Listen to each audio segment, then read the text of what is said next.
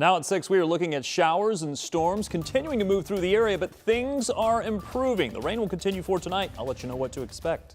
Plus, Indiana's Democratic Party elects new leadership, how they're hoping to turn the party's statewide impact around. And downtown Indy is packed this weekend with thousands of comic book fans. The big impact on small businesses. Live from Indy, you're watching 13 News.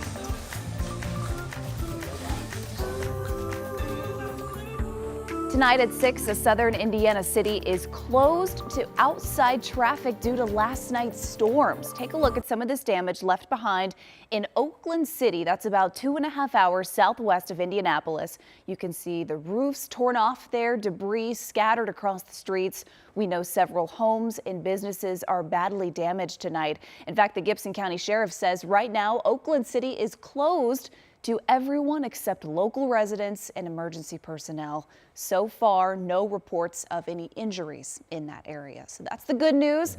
Thank you for joining us on 13 News at 6. I'm Sam in for Jenny, along with Rob, who's in for Matt tonight.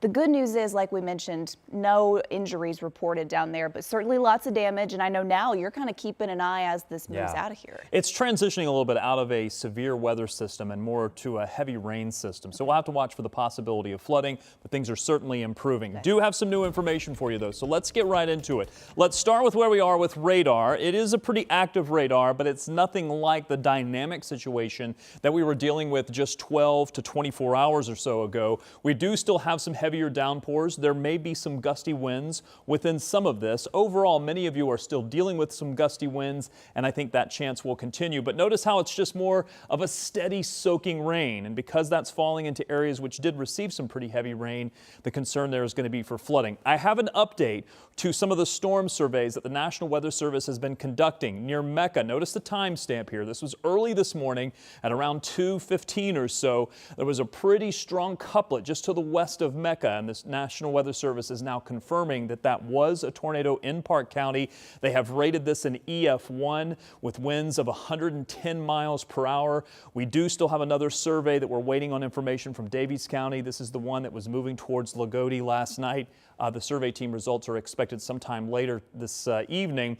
Most of the area was just dealing with damaging winds. And look at all of the damaging wind reports over the last 24 hours. Several tornado reports just from last night. And of course, now we look to the deep south where an ongoing severe outbreak of tornadoes is continuing. But boy, look at all of the wind events that were going from really the Mexican border all the way up to the Canadian border. In the meantime, winds are dying down. We still have the wind advisory through 7 p.m., but that's going to be allowed to expire. The winds are still going to be a bit breezy even as we look to tomorrow, but overall things are improving. 50s and 60s currently, but say goodbye to the warmer temperatures because once this rain wraps up sometime during the overnight tonight, the colder temperatures are going to be moving in.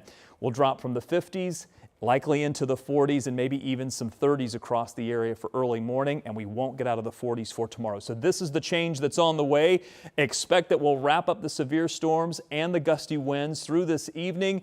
Then it becomes a flooding situation through tonight. And then, yes, it is possible that a few snowflakes could mix in for tomorrow morning. Talk a little bit more about the extended forecast and what you can expect into next week coming up.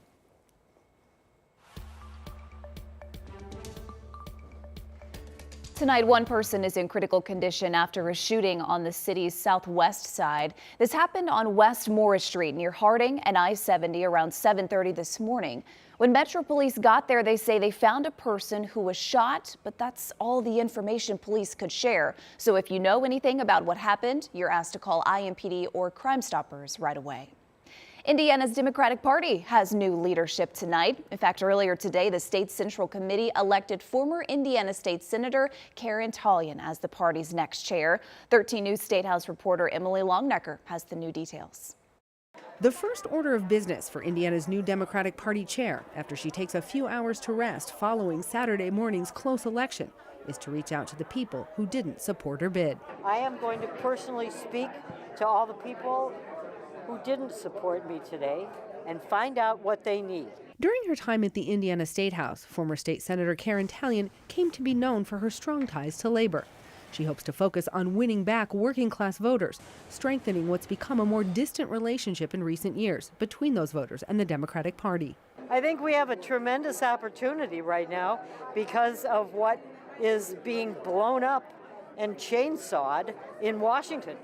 I think people are not going to stand for that, and that we will have an opportunity to bring people back.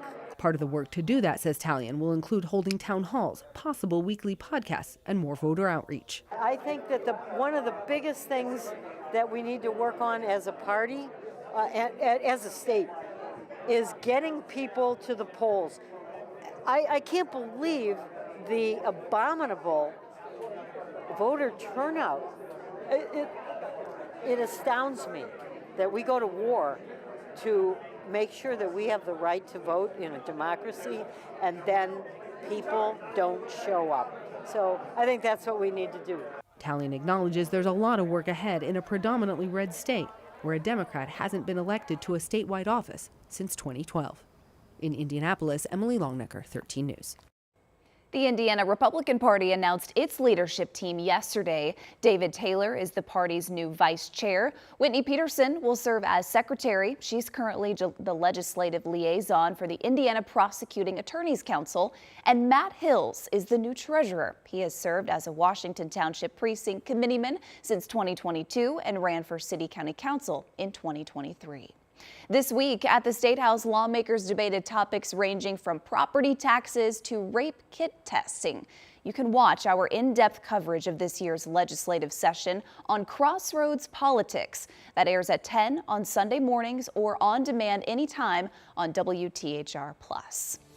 New tonight, President Trump has signed a bill funding the federal government through the end of September. That ends the threat of a government shutdown and caps off a struggle on Capitol Hill that divided Democrats. Now, the bill mostly keeps funding at levels set during President Joe Biden's presidency. It does trim, though, non-defense spending by about $13 billion and increases defense spending by about $6 billion. Here at home, Indy Comic-Con is underway with thousands of people in town to celebrate. Some folks visiting local comic book stores, too. Our Marina Silva went to Fountain Square and learned just how popular it can be. With Indy Comic-Con in town for the weekend, many comic book stores are seeing a boost in business. Hero House in Fountain Square has history. It's a 16-year-old business. The owner, Mike Rittenhouse, says this started as a passion of his. That turned into a job. And now, when conventions like Comic-Con come to Indy, his store gets busy. Well, every time there's a convention in town, like Indy Comic-Con, we get a ton of spillover. Usually in the evening after they finished at the convention, they go looking for other places around town. So I tend to stay open late whenever there's a convention, and usually we get a lot more people on those weekends. Comic-Con runs through Sunday at the Indiana Convention Center. Reporting in Fountain Square, Marina Silva, 13 News.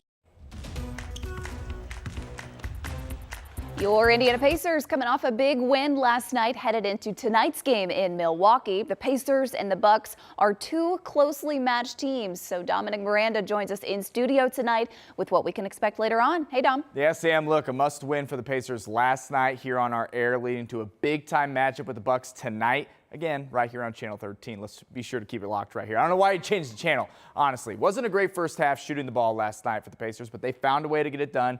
112-100 over the 76ers. Pascal Siakam was fantastic, 27 points to lead the way. Tyrese Halliburton turned in his 8th consecutive double-double, 14 points, 10 assists. That sets us up for tonight. Take a look here at the Eastern Conference standings as it stands right now. 17 games left in the NBA season. The Pacers and Bucks knotted up there, vying for that 4 seed in the Eastern Conference. Of course, looking for home court advantage in the first round of the NBA playoffs. This is the last time these two teams will play this season, so a win would go a long, long way for Indiana. Again, that tip-off is at 8 o'clock tonight right here on WTHR. Be sure to keep it locked right here on Channel 13. We'll have a full recap of this one for you tonight at 11. Sam.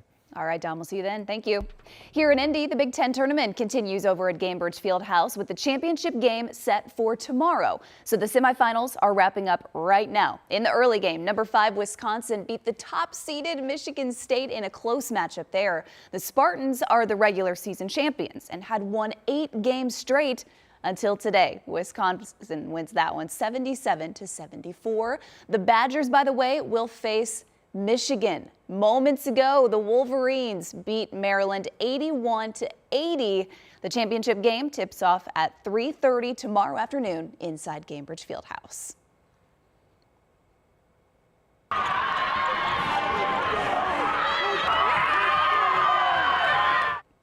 Oh, check out this moment from Ball State women's basketball. They are headed back to the NCAA tourney for the first time since 2009.